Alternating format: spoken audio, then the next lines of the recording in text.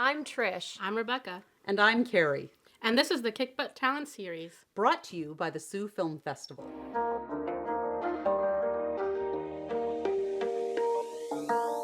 Hi, I'm Carrie. In this episode, Trish, Rainone and Rebeka Herron discuss with us the world of producing, their journey building 180 Sisterhood, and their plans for the future. Enjoy. Okay, so I've gotten high signs, so we will begin, people of the festival. I am super duper excited to be here in this particular iteration as a director of the Sioux Film Festival to welcome our new panelists, who are, of course, the founding directors of the Sioux Film Festival and also the sisters of the 180 Sisterhood Production Company. They are great talents, each on their own and wonderful together, and are doing phenomenal things for film in Northern Ontario. I have for you, immediately to my left, as we all know, Rebeka Herron, and beside her, Rainone. I'm going to take off. Please. Yes. We're allowed to do And so, in the beginning, how did we start? God. This. How did we start 180? Yes.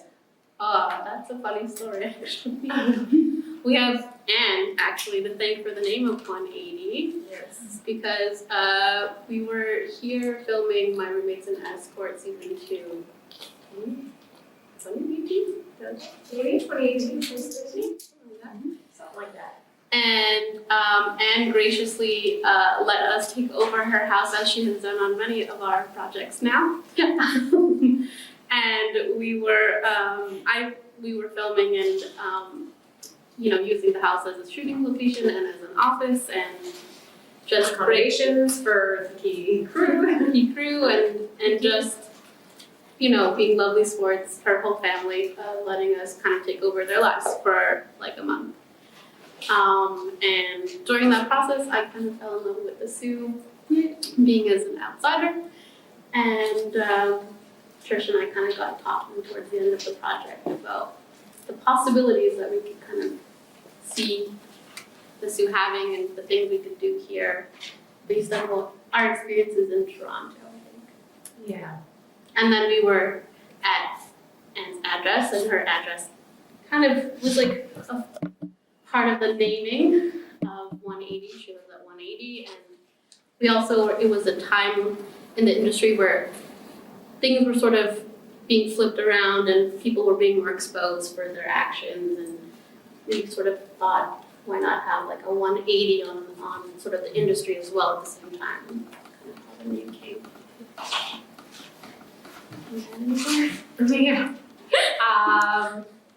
Yeah, I just remember we went at the very end of the filming for season 2 of My Roommates in Escort. We went out on a location scout for a potential film that another producer brought to our attention, saying, hey, we should do this film together here. Mm-hmm. And then we went on a location scout with him, and then I think the wheels were turning, and we were like, let's start this company there. And then we registered the corporation and came up with a logo, and then altered the logo a little bit. This was our second logo. Yeah.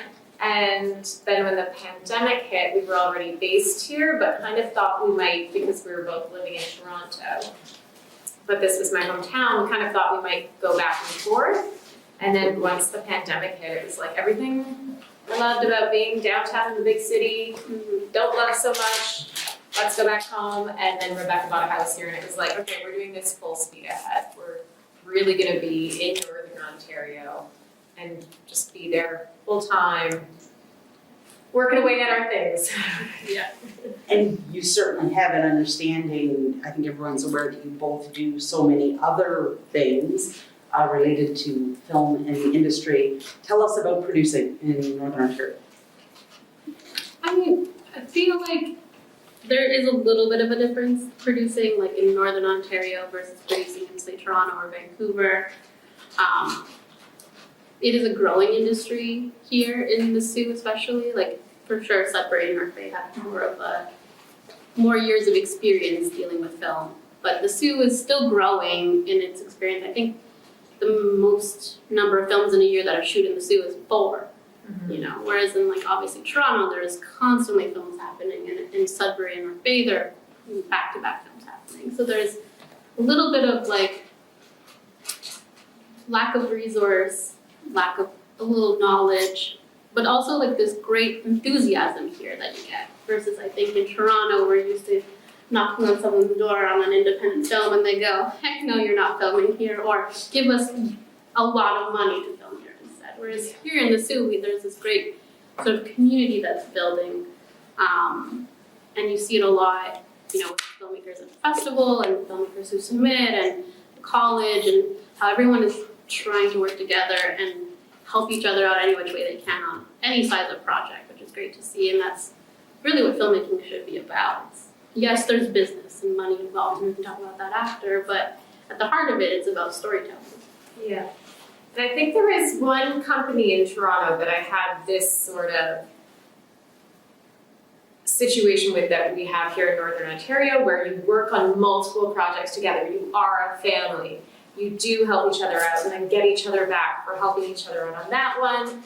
And it was rare to find, but even with having that one really great production company that I was a part of there, you are still in Toronto, and you all are so far apart and so busy, and some people might live in Hamilton, and you're all so spread out, or Mississauga, or you know, even the beaches in Toronto. If you're in High Park, the beaches is like 3 cities away, really, if you're looking at Sioux sizing. Mm-hmm. So even if you find that team there, it was still hard to work together all the time, and I feel like we've accomplished so much here since being back here that would just take years to, like, or much longer to do in Toronto because of, or you would be doing it with very different people all the time, different teams, not with that same team, because of availability and everyone just being so spread out.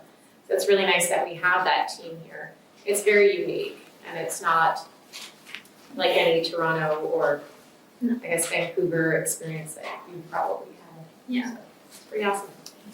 And you touched on it briefly. You've had, I'm hearing, a good experience with partners in the city and that sort of thing. Yeah, I think one of the things we talked about early when we were forming our company was that we wanted to support local. That's been like a driving force for us, I think, with the festival, but also with every project. We try to either team up with local restaurants for catering, or office supplies, or, you know, construction materials. All of those things get factored into our heads of how can we support the local economy, because we are a local business as well, and we want them to appreciate what we can bring to the table in the city as well.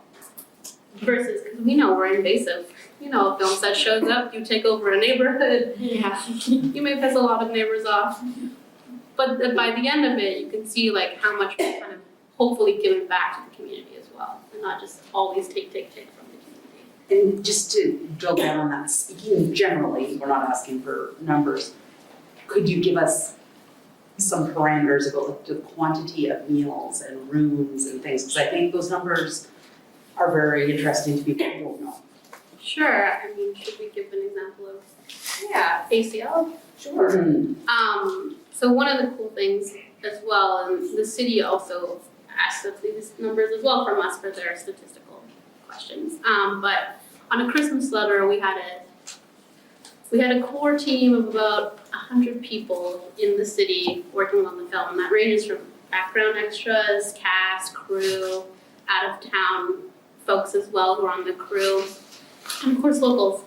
And so a majority of the out of town folks you have to put up in a hotel, even if it's for one day, half a day, whichever. So that, I think our numbers were around $30,000 for hotels for crew. Then there's cast on top of that, which is probably another $10,000. That's just hotels for 1 week. And then feeding these people every day, not just one meal, but several meals. 3,000 a day, I think. I think we were yeah. working with unions, so you have to have the hot breakfast, the mini meal 3 hours in, the sit down meal, hot meal 6 hours in, the mini meal 3 hours after that, and a second meal if you're going over the 12-hour day. Yeah, so what we would do is we would work with our office coordinator to figure out which sort of restaurant could kind of accommodate roughly between 60 to 80 people a day one day. And also which ones were owned locally, because as Rebeka had mentioned earlier, that was also important. Giving that money back to owners of restaurants that are from Sault Ste. Marie, living in Sault Ste. Marie, rather than, a chain restaurant, where the money would trickle back to the head corporation outside of the city. So Yeah. So, we would end up calling up folks and, asking, is it possible to accommodate the size of a crew? And a lot of people were like, some people did say no. No. It is a scary number to deal with on a basis. And we also, what we tried to do was alternate. So we weren't using one restaurant every day. We were using various restaurants to also give back as well, which I think helped a lot too. And it was also, we were shooting during lockdown. Like, shut down. When everything was closed, you couldn't go to a restaurant, you couldn't even buy things in the store, everything was curbside. Flights to the Sioux were only coming in every second day, there was one flight a day. So if an actor missed their flight, We had to drive them, so send a driver, and we did face all of those challenges with this film. But that was another reason why we wanted to find local restaurants, because we knew they weren't getting business, and we knew that it's so tough when you own your own business, especially as a restaurant, or like Trish worked in restaurants, ran a business for a while, understood the parameters of profit making, which is very nil in that. And now, you both come from a place of great experience and know many people in the industry, but you have done a good job developing folks locally. Can you talk about, that's a kind of a big question, but can you talk about how you've been working to develop local talent, and we have so many great students here and other people, can we talk about that? Sure. Okay, well, we're so fortunate to have Sioux College's film program here because, when I was growing up, I wanted to be in film, but it was something people literally laughed at my high school graduation when they announced Trish Rainone is studying film studies at Carleton University. Everyone burst out laughing. It was unheard of, totally unthinkable. This person is going to do what with her life? She's never going to make any money. So I was constantly told by guidance counselors, family, do not go into film, you'll never make any money. Be a teacher, you'll make this much money. It's okay, I gotta be a nurse. So they talked me out of it. I did other things with my life for a good 7 years maybe. And then Sioux College's film program opened. I was running a cafe and I signed up and Neil was my teacher because I was like, there's finally some film stuff happening in Sault Ste. Marie, and that's actually why I came back in the first place. I had been living in Ottawa, heard there were a couple of films going on, moved back here, ran a cafe, took film in night school, and then moved off to Toronto for the next decade to pursue it. And then obviously here I am, came back. But that film program at Sioux College has really changed things, and it's attracted people from different countries, different cities to make the Sioux their place of study. So that's been fantastic. So we are so lucky as producers to have film students who are coming out of the college, having had your own experiences and training, and I feel like it's just, we're as lucky to have you as our team as you are to, I guess, have a job in the field. It's like a two-way street, so we're very fortunate for the team that we have up here coming out of the college, or not coming out of college, but people who are interested in, say, as Carrie transitioning from theater to film and taking that chance and, coming to our film set. Yeah, and I think the big thing too is you understand how you started and where you started and all the obstacles that are in the way, and it's something that we've always equally wanted to give back and help train people. Like before we even knew each other, that was something that we both wanted to do in our careers at some point. So that's another thing, is like mentorship is big for us. Bringing, in between making features, we also make a lot of short films and smaller projects to keep making content because you have to, work on those muscles. It's just like you would a piano player. So we're always trying to work with local past grads and current students to help mentorship and keep them making content too, so that they can keep working on their field. Yeah, and we still learn from all the projects we do in between for fun, like our podcast or read-throughs. We've had a few of your scripts on, yes, on the, I'm looking around like, we featured many of Neil's scripts. Yeah. Featured Cindy's script. Oh, I haven't read this, someone. Yeah. Has it been read? So, we did read I think it so. in season 2. Yeah. Oh, we didn't send it to you, we'll send it to you. It's online. I'm really curious about the reaction. I know it's good. But we learn from, all those projects in between, or just, like you said, do it to keep that muscle going. We want to, always be kind of trying out different avenues.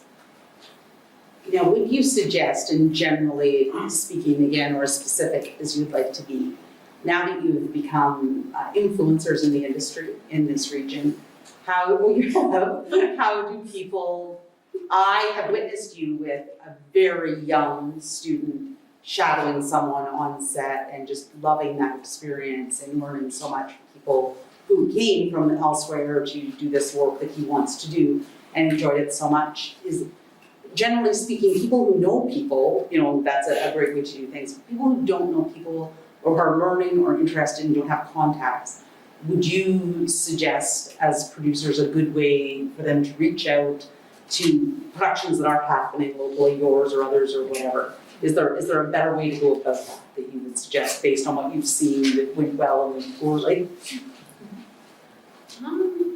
I don't know. I feel like when I was starting out, I just literally knocked on every door until somebody answered. And I've been in this industry a long time. Which people never believe because they're like, what are you, 22? We're like, try nearing 40.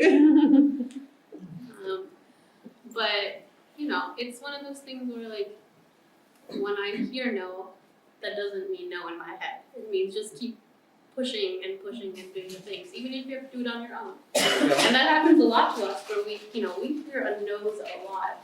Oh, yes. But that does not stop us because we have goals and dreams and things that we want to accomplish. So like, I always encourage young filmmakers, even if you hear a no, don't stop. Like, sure, you heard no from this person, but what about that person? Or what do you have in your availability around you to make something?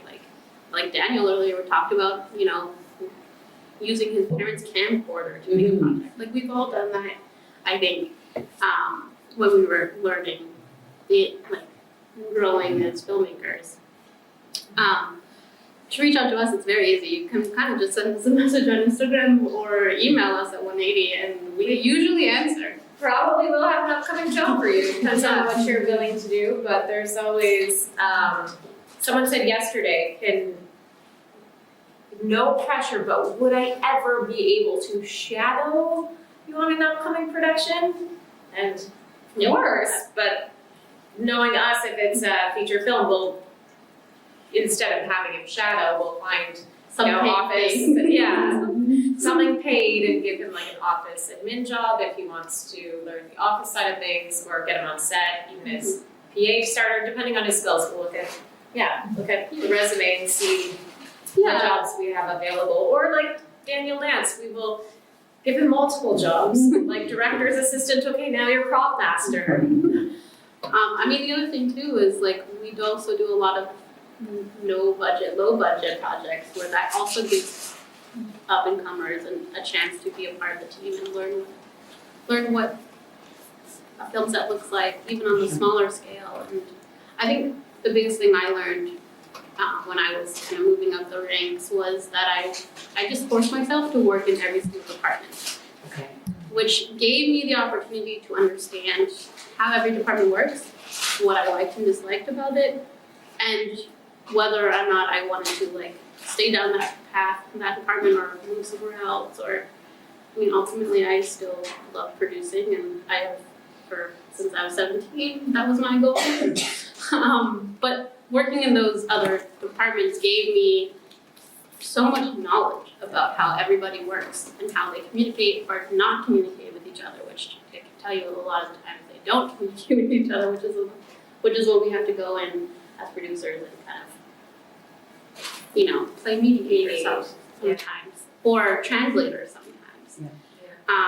But I always suggest that everybody, goes and works in camera, goes and works in sound, goes and works as a grip or lighting, or tries acting, tries directing, tries producing, tries writing, so that they understand how everybody works. Because it's a community, it's a village of people coming together.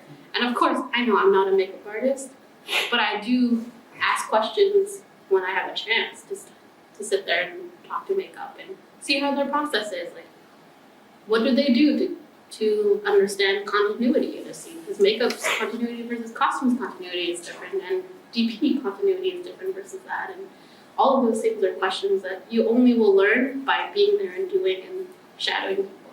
Mm-hmm. Yeah. And can you talk a little bit about that, either of you, the difference in my sitting at home doing my hair and my having an interest in doing hair for film, or my doing something in my private life and then I want to transfer that skill set to film? Sure. I mean, there are so many kind of jobs out there that if you have a skill set in a certain job, that can translate into this industry. With COVID, we have had to have nurses on set a lot more than we regularly do. Usually we have someone who has first aid, who's kind of designated a set medic, but they also have another field, depending on the size of the show. But with COVID, we have had to employ several nurses and doctors to come on set and really just be there as our safety person and, COVID supervisor and make sure that everybody is okay.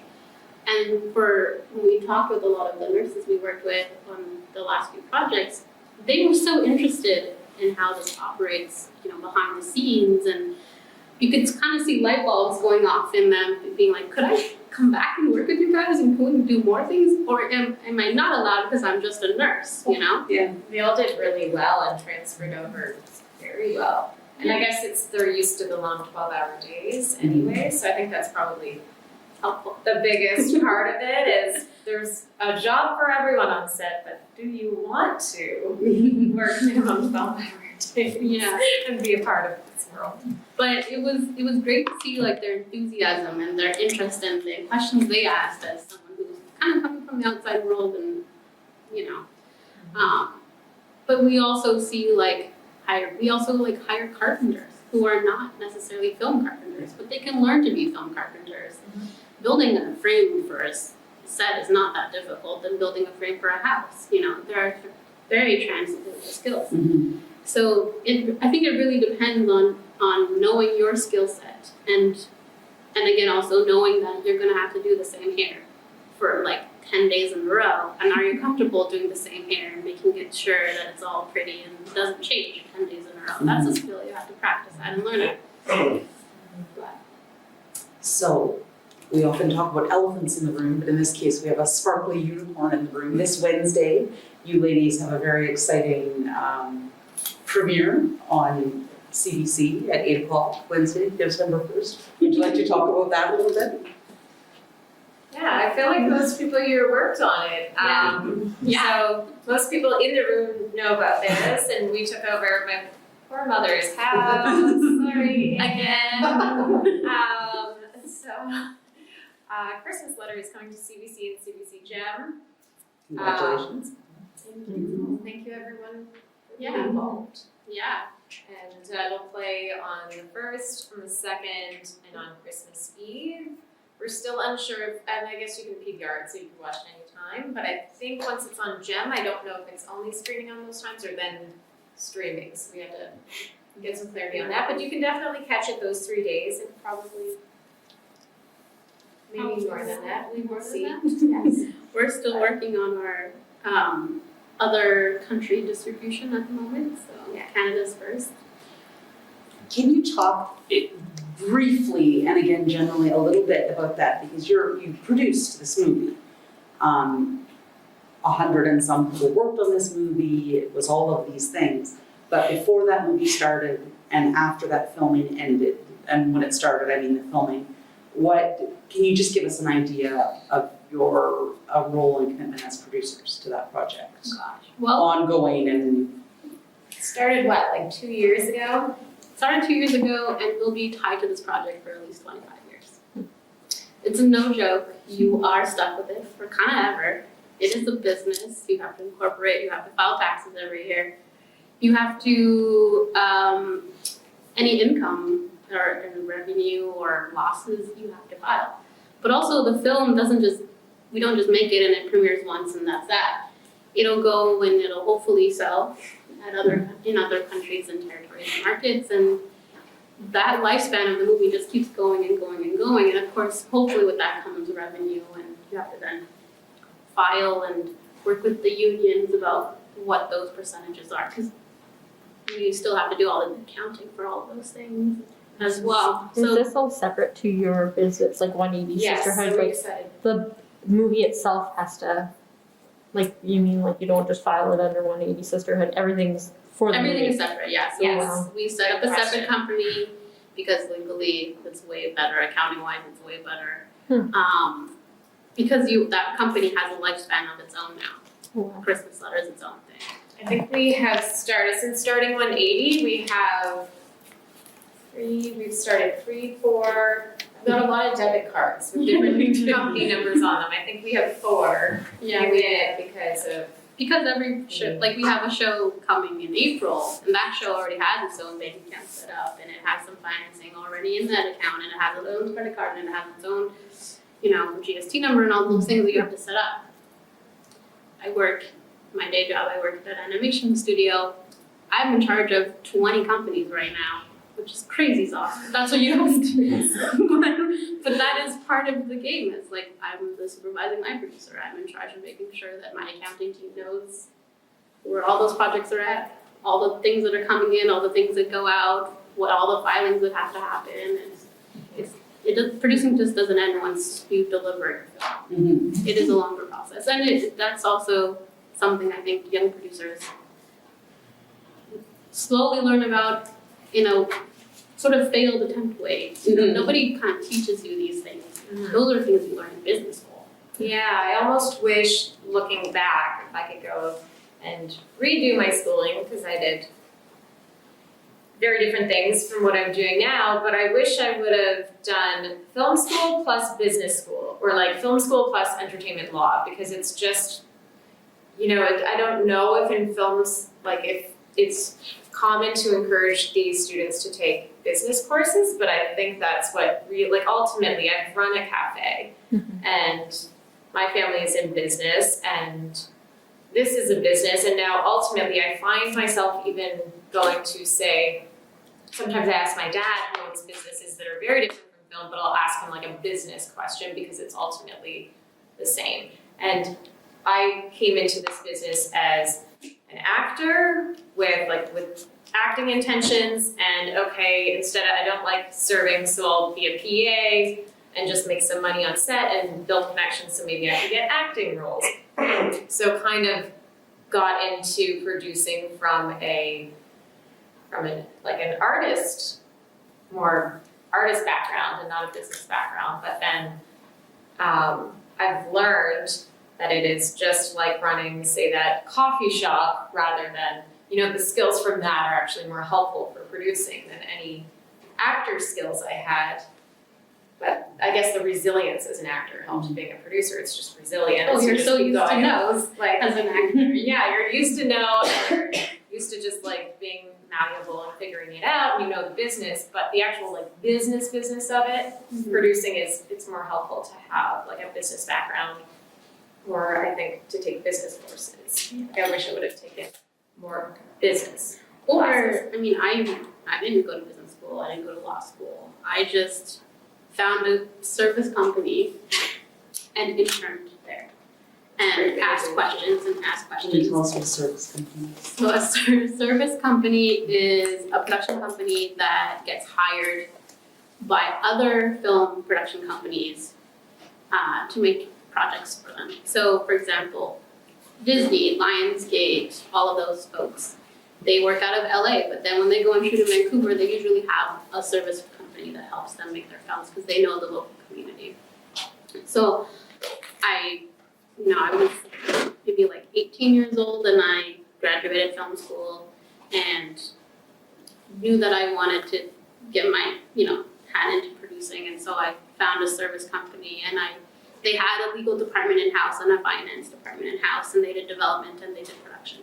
So it was kind of, I wanted to go to that company so that I could kind of shadow all of those divisions and ask all the questions so that I could kind of learn without having to go back to school. Because once you're done school, I don't know the rest of you, but I don't want to go back. I'd rather learn. I'd rather learn on the job, And that was actually the first place I learned how to file my first grant. In fact, I made a grant for myself to stay at that job. There you go.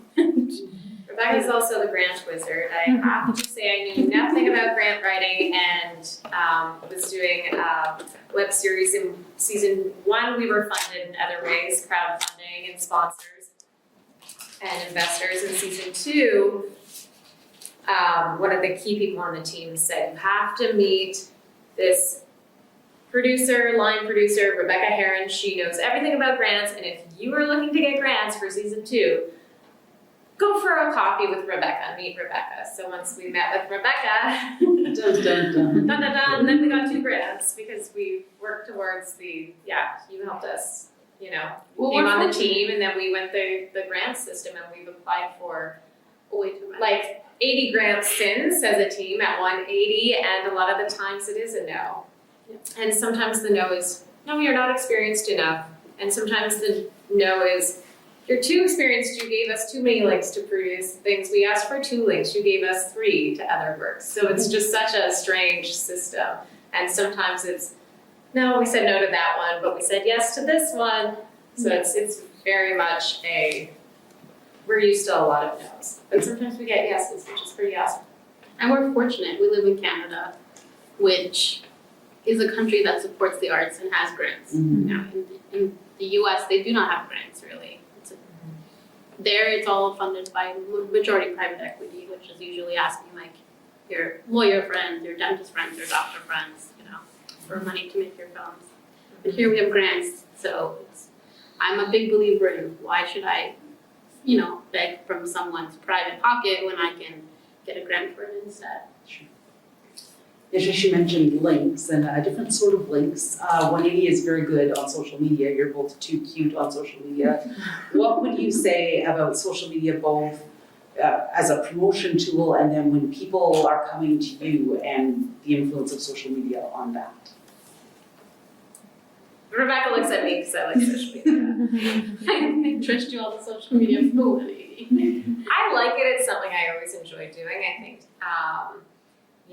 just starting off with I guess when I did My Roommates and Escort as the co-creator, we had a small web series, but we wanted to be seen.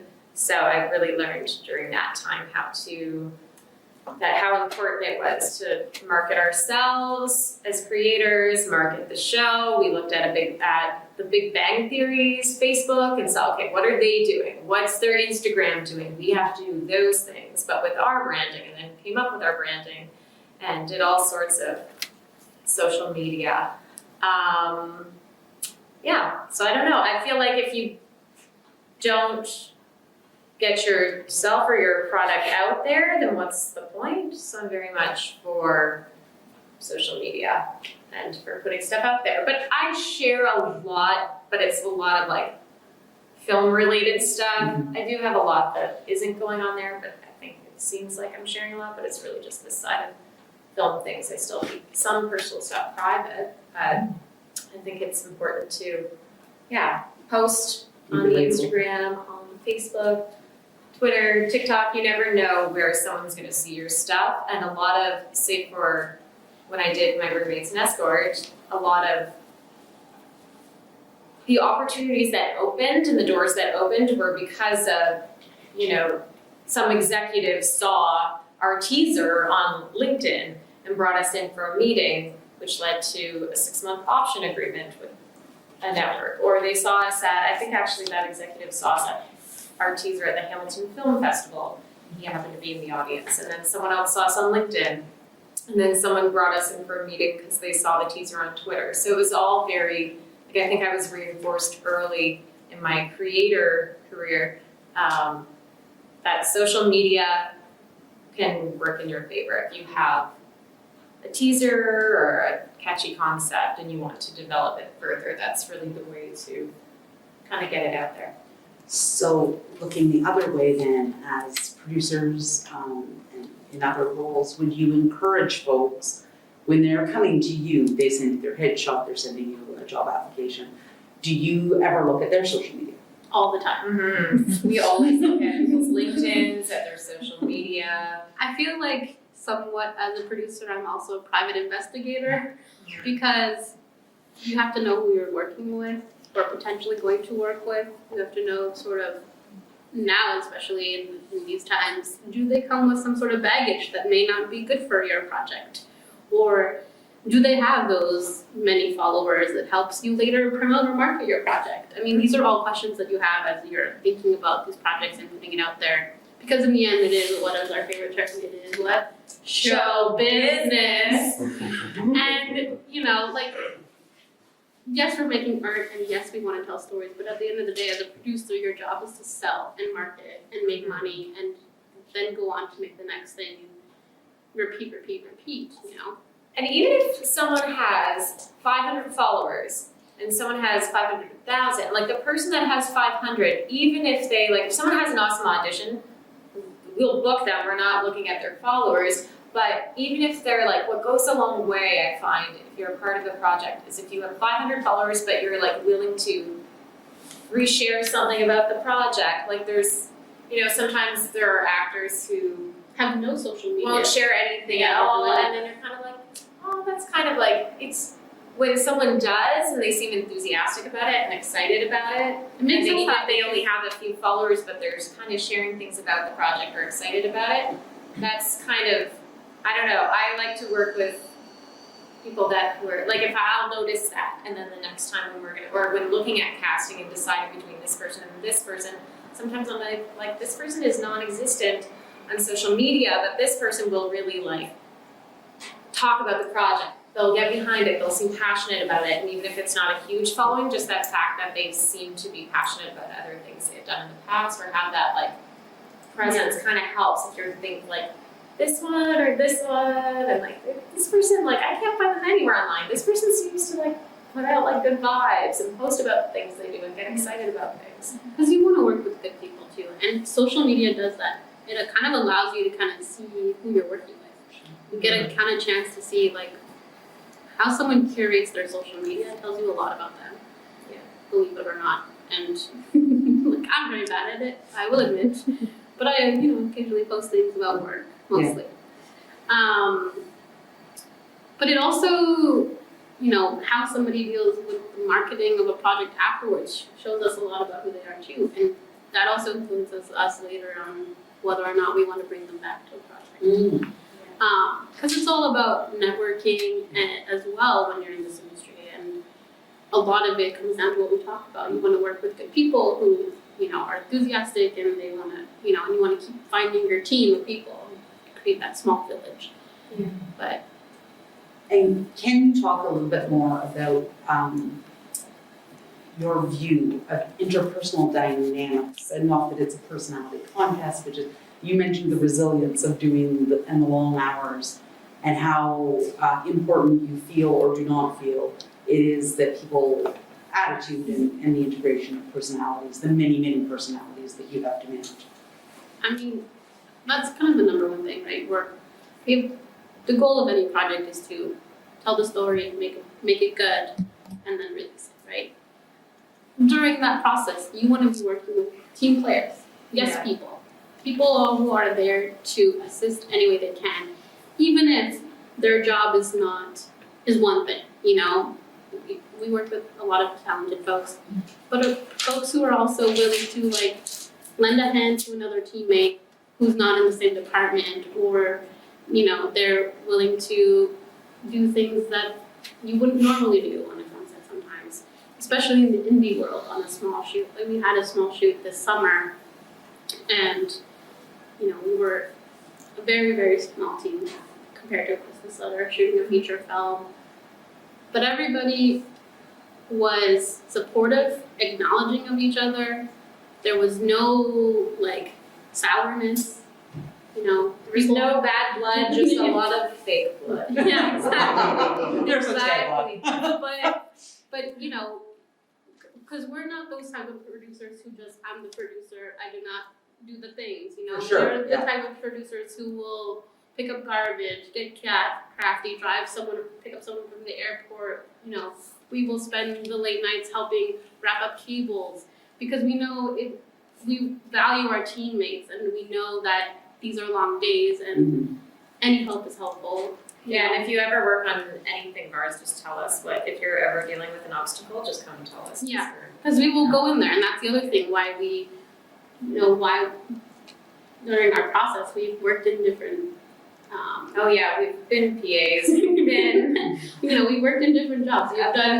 You've done script stuff, you've done other stuff like that also stand-in. helps because then we can help our team, Yes. right? When they are struggling or like someone called in sick and they're not there. Well, now one of us can fill in and help to the best of our abilities to help the team out.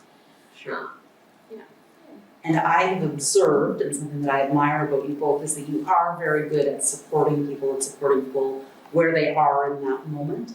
Would you like to, as I put you on the spot in a room full of people, talk about, you both identify as women, is there gender or role issues that you see in the industry that you have anything to say about? There's the biggest question on earth. There you go. God. Of course. I mean, I think that's something that our industry is really still learning, I mean, I first started in this industry at the age of 8, and when I started, it was a room full of men and then some paid actresses. Which is not to say that's a bad thing, but that was just the reality back then. Sure. Now we're seeing a lot more diversity and on screen and behind the camera, which is great to see. And that's something that we also discussed when we created this company, that we want to encourage folks from all diversity, gender, orientation, race, etc., background, to come and play with us in this industry. So, we've seen and experienced many difficult situations and and things, and we don't want anybody to feel the ways that we have been treated in the past as we were growing in the industry. Yeah, and as recently, like we still. I mean, yeah, we still deal with it every like, day, but What did that person say to me? They would never say that to. sometimes we test people. That's Oh, the man. fun part.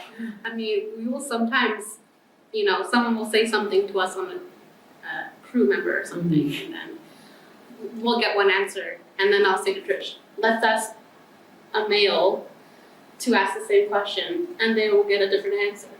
Or they'll get a response, whereas they won't answer us. It's very funny, but we do have to kind of play those games sometimes to get answers from people, Sure. or to make something happen, which is unfortunate, but it is part of our sad producer life right And now. we're constantly like women or non-binary or trans or let's include everyone. Know that role does not need to go to another man. And we hear things sometimes back like, no, that's supposed to be a man. And it's like, well, why? Why does that role have to go to a male? Or just have, or we've had things where we've written things and it's gender neutral. There you go. Male, Yeah. female, Let's just see non-binary, the best trans. audition and Let's see the hire best that audition, I mean, a lot of the time, for me, I like just seeing a variety of folks. Yeah. Because you never know what you're gonna find in an audition tape. Yep.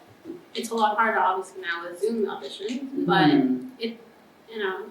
there's so many golden nuggets you'll find in that if you just open the door. And yes, some roles obviously are written a certain way and should be acted a certain way, but there are some that can be open to other.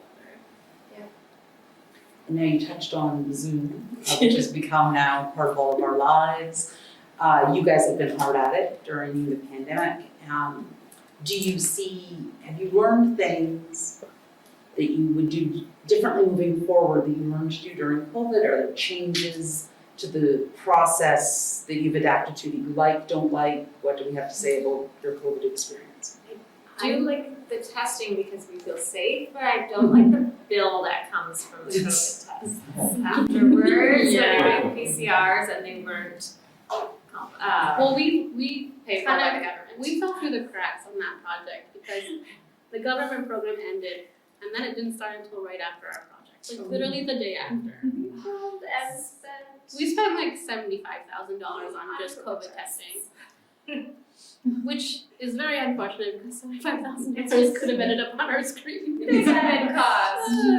But obviously we want to do that and there's Yeah, complaining. It's just a big added cost that you have to think about when budgeting is, okay, now we have to pay for all the PPE, COVID testing if we are being charged for the tests at that time, the doctor, the nurses, it is a big added expense. it is. Yeah. But but safety is also the most important part. We're lucky that we're still able to work. Yeah. And now, I think it is one of the safer industries because we are testing all the time. and now there are programs Yes. that offer free tests. So Yeah. now, we're able to kind of lower those budget items a bit. But the Zoom thing, prior to this pandemic, I've always been operating on Okay. a video conferencing thing as several folks in the room, like Rebeka, know. We've written scripts literally on video conferencing, not being in the room. I'm from Vancouver, so I still develop projects with folks out west, and we've always done video conferencing. I also work with folks in Nunavut, and we do video conferencing and things like that. So for me, that side of the pandemic is an easy thing. There we go. And did you see a difference? I'm asking this not knowing the answer. With auditions and that sort of thing, was the process different during COVID than it would have been if it were not a pandemic? Yeah, because we would have held auditions locally in person. And we would have flown to Toronto to hold auditions. We would have held auditions there in person. I prefer self-tapes, even though they can be invasive, and you sometimes end up doing them at 1:00 in the morning because you're also doing other things. So sometimes they're invasive, but as an actor, when you get them, you're like, oh no, there goes my sleep tonight because I have to work on this stuff till 9 p.m. Now I'm gonna go do self-tapes at home. But I think it's really great because I'm still auditioning just the same as I would before the pandemic, and I don't even know if the casting directors know I've left Toronto or care because it's all done now via self-tape, and before there used to be in-person auditions. So I auditioned even for commercials from my own hustle. So that's helpful as an actor, and I think as producers as well, it was helpful because we didn't that saved It was helpful. renting a space, the It was time. helpful, but I in-person. still like in-person auditions. It is nice to meet people. Because a Zoom audition can't tell you who somebody is. Sure. No, but if you walk in the room, When someone walks in the room, you can kind of gauge that person, Mm-hmm. whether or not they're going to be kind of compatible to the way you work. Which is important, right? Like the first time you see an actor in a room, you get to meet them, you say hi to them, you get to feel kind of their sensibilities. You don't get that in a Zoom. No. So that's where I feel like that side of things is a little bit lacking for me. Yeah. Yeah, and then there's also Zoom fatigue. We need a lot of Zoom meetings, and it can be exhausting. Yeah. But so is rushing across town to go to someone. So it's all, I'm glad we're able to, our industry was able to adapt. Now, folks outside the film industry know Zoom meetings because you inevitably get to see someone's pet or their child. Does that happen in the film industry as well? Oh, or do people yeah. keep it? Bruce's cats like to be here. But sometimes on purpose. Sometimes we do them on purpose. Like we filmed a skit with Bruce and Trish, and his cat was a storyline in that skit. Yeah. So now time has marched along. Are there questions for the ladies? Does anybody, now's the time? I had a question. How do you decide on what you're going to take on to produce? Like, do you say yes to everything, or do you search out? Like, how do you pick what you're going to produce? Good question. I think when we started, like I know when I started as a producer, I said yes to everything because I wanted to kind of create a roster and portfolio of things that I could do. But now we're at the point, I think, in our careers where we really handpick what we want to do. And sometimes we will take a look at a project or a script, but then we actually have to, or we think maybe we will help this person because we like this person. If they don't have any funding already attached, usually we like there to be some sort of, like, if someone comes to us and they're like, hey, we want to make this. We want them to be able to bring something to the table or work with us. Yeah.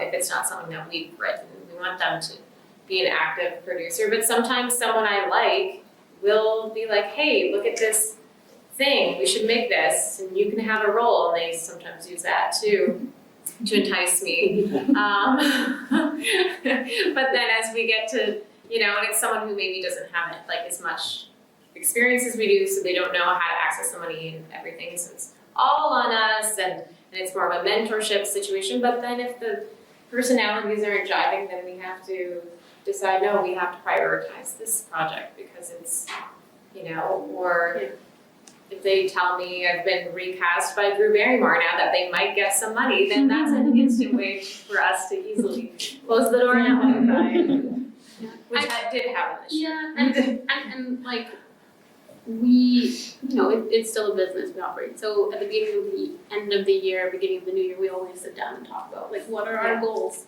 for the next year? How many projects service-wise do we want to take on? How many of our own things do we want to push? Like what's in the works? What are we doing? And I think right now we have, 10, 11, 12 in various stages of. Yeah, we have 3 features hopefully filming next year. Yeah. And then But then have a bunch of, web series and different things that all have their own grants that we have to apply for and deadlines. So we actually have to sit down when we go back to the office after this and say, okay, what ones can we realistically do, and are there any where, we can kind of let them go and maybe not do those ones. And just prioritize and figure out what grants we have coming up, what grants we want to submit, what ones have a bit of financing, and how we want to bridge the rest of that. Do we want to pitch it to some network executives and see if they can, fill out the financing, or do we want to go this route? There's always, And then we're always talking about those developing projects at the same time as we're producing projects. as writers. Creatives. Just a follow-up to your question. So, aside from funding, what are some things that beginning filmmakers can increase the odds of having you produce their idea? Like, what's a dream scenario when someone presents their idea? What do you want them to have before we take on their job? I mean, we talked about diversity and I that as well, but I mean, having something committed doesn't always necessarily mean financing. You could have an actor attached that we may want to work with. You could have a director attached that we've been looking at their careers for a while. And it kind of depends per each project. I mean, the other thing that we need to like about a project is the story. Yeah. If we're not committed to that story or think it's a great idea, that's also kind of a bad thing. Like, you have to like it. like the story, like the team, creator, yeah. the writer. Yeah. And feel like they can also work with us with our suggestions. Because say for A Christmas Letter, David was awesome. I took a whole stab at rewriting it and doing a story edit of the film and added in a couple of female characters that David Lipper. weren't there. Yeah, for Our Christmas Letter, so I got to do a rewrite of that. And then I got to do some directing on the second unit. So Finding someone who's like, I want you to produce this, but also hearing as the females behind 180 Sisterhood, if we say, we like this story and want a couple more females, when someone's receptive to that, that's a huge thing, because we also want to be able to look at, we're doing the same with a comedy we're going to be filming hopefully next summer, we're, you know, trying to look at, okay, how many, can we, you know, even if there's a male lead, can we have more female characters? Or if someone will give us that kind of respect and leeway to voice our opinion on the content itself too, that's a big indicator that, Yeah. you know, I mean, you're as a producer on the creative side, right? Because there's several different types of producers. On the creative side, you're always constantly working with the writers and the director on the project and coming up with ideas and rewriting and tailoring, and you have approval over a cast. You have approval over the final edit is the producer's edit. Like, there's still, you're very involved in the creative process and during filmmaking. yeah, so I think that's just, just liking the story, being able to, if there's just a couple things that we want to alter, them being willing to be like, yes, we're gonna work together as a team and get it to where it should be. So you run them all through the Bechdel test. Not always, it depends on the story, but you know, it has to, you know, it always has to serve the purpose of the story, right? So. Does that answer your? Okay. Do we have other inquiries of the ladies, or are we ready to wrap? I can't do that. That was my little board, so there. Are we good? Oh, okay. Is there, maybe at this point in time or before, was there any set of producers, like actors are inspired by their actors, directors inspired by their directors, is there any team of producers or a single producer that each of you were inspired by or inspired by now, or you want to kind of, oh, I see how they're doing this, I want to do something similar? Like how they manage a production or anything like that? Olivia Wilde, because she is a badass director who kicked an actor off her set for being an asshole and said, no assholes, just no tolerance for assholes. And I like her transition from being an actor to being a director. I think that's cool that she did that, that to me stands out as a boss moment where it's like, I don't care who you are, A-lister, you're being a jerk, goodbye, you're done. Okay. I've always been inspired by old Hollywood business model, which is vertical integration. Which essentially means creating an empire and running. So that's been my goal. That has literally been my goal since I was 17, and look where we are now, it's the same marine. In a year, I feel like we could hopefully reveal some of these things that are now in like motion. Yes, because every time we need something, Rebeka's like, no, we're buying that. We are owning that, and we will get our own. We will not rent from that. We are building that, or we are starting that if it doesn't exist. It's not like, oh man, I wish, like I could be like, I wish we had this here, and Rebeka will be like, we are going to create that here. And I'll be like, oh yeah, okay, yeah, we're gonna do that, okay. That And I was just like- go along with it. That was like the one I did, like, there was like a business of producing class that I took in college, which is still the only class I think I ever paid attention to. And my teacher was like, this is what vertical integration is. It's this, and it's like this giant spreadsheet of all of the things and all of the moguls. And I was like, that sounds awesome. How can I do that? And at the time, being in Vancouver, I was like, I can't do that because it already exists in Vancouver. So But here it doesn't all here it exist. doesn't all so- exist, so it's pretty awesome. But but it's also one of those things where it's like, I like to provide those things, and I'm very much someone who is a supporting person and like provider person is kind of my love language, if you will. And so like that, I feel like that kind of system follows those a little bit. And obviously not in the maniacal, Disney world, but in a way that you are employing quite a few people, even right now off the radar, maybe not with one of your companies, between your various companies that you have and what you do, and you're looking to provide others with the whole goal is providing jobs to people. Sure. and telling stories and doing what we love. Yay, film. Excellent. So, I'm sorry, please. I know both our businesses benefit from the Sioux College and the local programs and the people here. And I know you want to develop more thing, films in the north, and not only films, but I guess people to be able to make those films with you. What challenges, barriers, obstacles do you still see here that need to be broken down and build to encourage more work here in the city?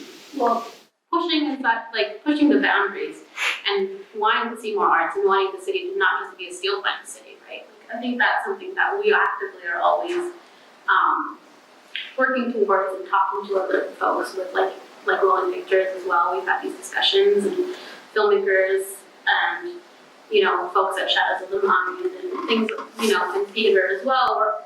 We're artistic folks and there's a lot of us here and our goal is to hire those people and if they want to work in film, and or find other ways to hire artists and things like that. So I think it's like working within those parameters within the city and the MLAs and the MPs and really enlightening them on what the industry could provide. Because if you look at the GDP in Vancouver and Toronto and New York and in like LA, you will see how much money is spent here and how much the city benefits. And Sudbury in North Bay, your dad was talking to you about that. About the numbers there, because in a meeting, they showed them the numbers of how much money is coming into North Bay with film, and for the older generation in the Sioux business owners, their mentality is like, it's very different. It's about buying buildings and renting them out or construction or whatever their business may be. It's very different from film. So film is kind of like they think, there's no money in that. But then when they saw, okay, Sudbury is bringing in this much, North Bay's bringing in this much, the Sioux's bringing in this much in comparison, but now they're starting to see that it isn't going to be so spread out. It's going to be, there are folks here working to make it more of a consistent spend and to bring more projects here. And now they're starting to see what Sudbury and North Bay are doing and Parry Sound and looking at those numbers and they're perking up. So I think it's just really about educating the city about, what the numbers could be and where we could be at and about what we're all working towards in this room. Yeah, And it really isn't it's to tell our stories, but to make a living off of doing so, as they're doing in Sudbury and North Bay and Parry Sound now, so why can't we? And we do have those meetings with, folks at the city, folks in the MP's office, et cetera. Yeah, we have Jennifer, who's a great advocate. We have, Yeah. that's a whole thing, but part of us being here is also to advocate too. So it's, as we're like one of few producers in the city, our job is also to kind of push those boundaries and talk to those folks. And This is where Brian comes in handy. and this is how Brian works.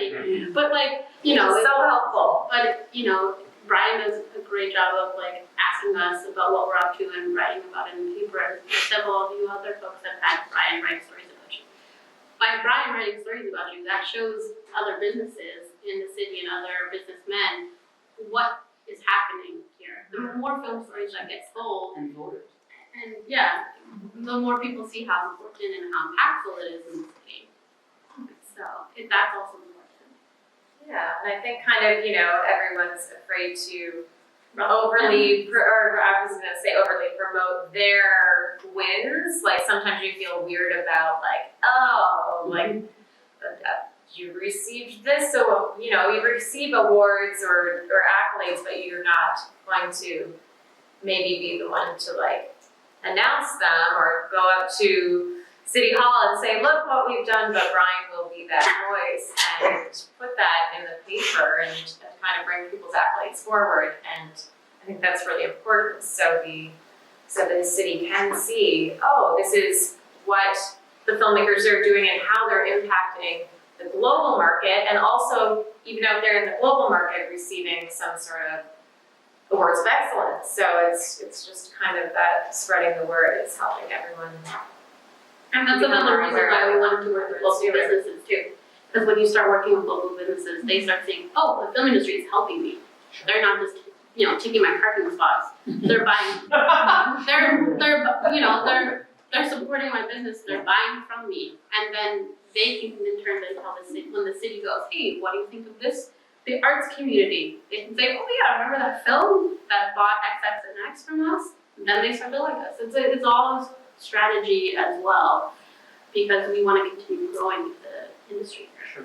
I guess some of the frustration is, and you guys have seen this, is that the chicken and egg thing of wanting to have students who are graduating and others who have come to town stay here to do films, as opposed to running off to Sudbury North Bay to do it. But you need enough films to do that. And to have enough films, you have to have an encouragement to be able to do that. I think a lot of politicians see this as, oh, this is not bricks and mortar, people come into town for 3 weeks and then they're all gone. But in Toronto, of course, they keep coming every 3 weeks, so there's a new group of people and new money coming into town. But it seems to be a barrier still. Well, it's also, the infrastructure here is very new still. Even though there have been films here for quite some time, it's still somewhat new because, when you were working on films that came here, there's no studio. They're shooting in location, they're shooting in someone's home, they're shooting in a restaurant. There's not a lot of in Toronto, you go big shows, they go and shoot in a studio and build those things. So it's also that kind of infrastructure can only handle so many films at a time.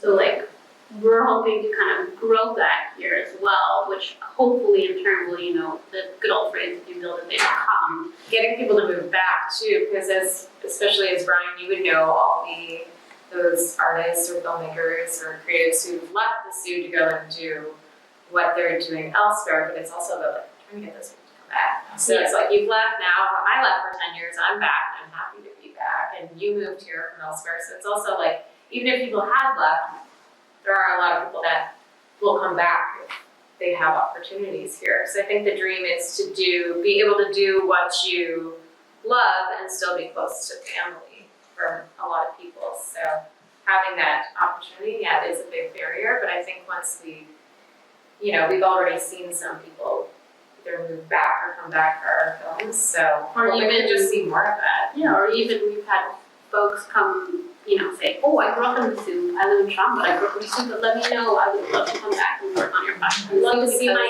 aunt, or my grandma, things like that, which is also great to see because that also encourages, then you have people telling stories of, oh, my grandchild came from Toronto to work on a movie here, that's so cool, and things like that. Yeah, so we're just gonna, even though it's a chicken and egg, just gonna barrel forward, and if you feel that they will come. We both obviously grew up on Angels in the Outfield. Kevin Costner, he's like, why can't I named a car after him, remember? Yeah. Oh, Field of Dreams, not Angels in the Outfield, sorry. Melinda, thank you for having me back. But you got Alexa back in town. Yes. And Neil, I don't think you ever left, and you've been Neil the real deal. making films that have been going along. And Rebeka, I'm glad you let me know about your short that you're involved with the contender for the Oscar, because I'm happy to know about that stuff. I'm happy to get the word. It's so exciting. And Trish, all the times the different accolades you got for One Night Stand, Oh, I'm yeah. happy to. Yeah. That's all. I'm on But entertainment Italy, meeting, that so was exciting. it might just be often it's just a brief, but I like to get at least on the record because Yeah. then it's there. And it does help a lot, where you never know who's going to see those things and what opportunities that leads to. And often your articles also published throughout Ontario and various cities, which is you're awesome for spreading the word and supporting locals. So that always helps. And you can look at Steve McCarthy, he came back for what was the prison movie? The bank robber. Oh, Edward Boyd? Edward Boyd, so I mean there's an example of Citizen somebody Gangster. coming back to working on a project. Yeah. All right, we have gone over time, so we will wrap things up. We certainly appreciate you folks being here. On behalf of the group and the community, we will thank you ladies for sharing your perspective with us. I know most of the people in this room are so very glad to know you and appreciate what you're doing. And big cheers for Rebeka.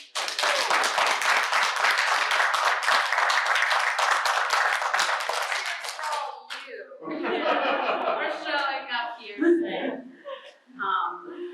Yeah. really Thanks for great. moderating, Herron. Oh, you know, I'm shy. Thanks for listening. Have a great day.